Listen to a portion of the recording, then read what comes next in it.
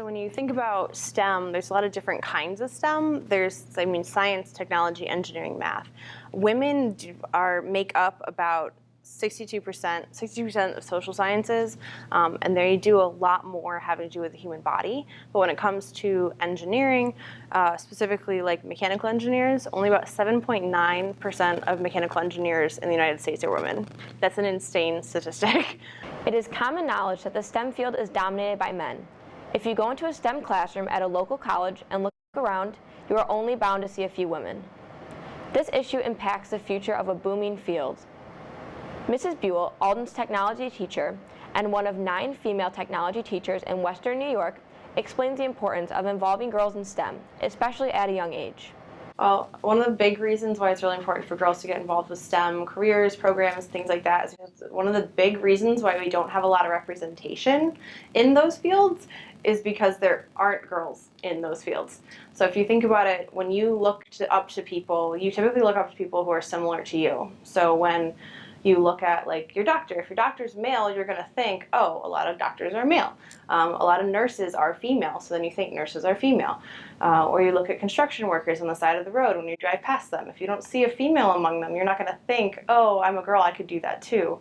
There's a lot of social kind of things that we're fighting constantly, and that's one of the major ones. If you don't see somebody who looks like you, then you're not gonna wanna go into that.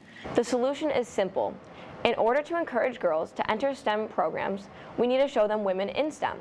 Representation is truly everything in this situation. If a girl doesn't see a woman as a scientist, an engineer, or a mathematician, how does she know that she is capable of becoming one? It's why you see a lot of people who have parents who are educated or highly educated and working in different fields going into those fields because they're aware of them. My dad was a computer scientist, so I grew up with programming constantly. Like I knew binary by the time I was 4. So uber nerd, whiteboards in the living room doing math equations, like that's what I grew up with and fixing things. And so it wasn't far-fetched for me to think, oh, I could do this because I saw my dad doing it every day.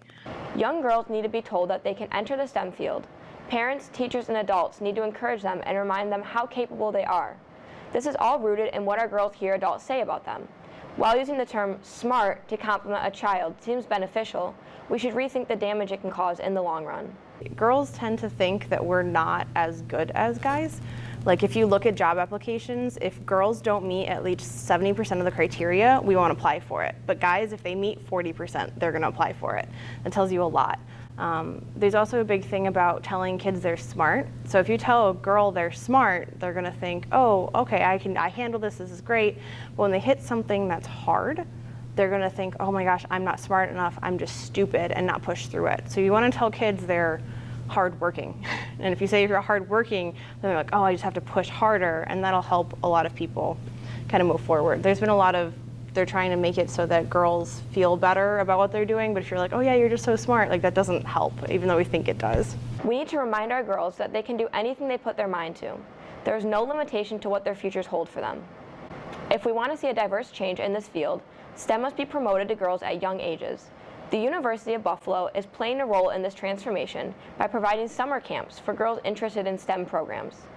Some of the camps include the CS Explore Camp, focusing on video game programming and robotics, Tinker Camp for girls in engineering, and the Blossom Camp for girls ages 8 to 12. If you are interested in any of these camps, Alden's homepage has more information.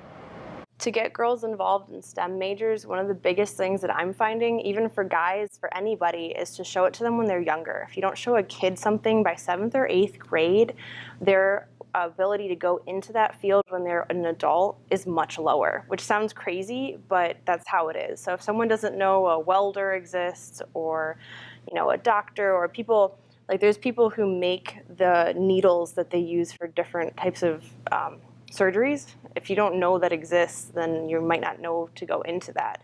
Involving women in STEM starts with you. So I challenge everyone to show girls what they are capable of. Allow them to grow to their full potential. And when it gets hard, remind them that they can handle the challenge. It's up to you to make the difference.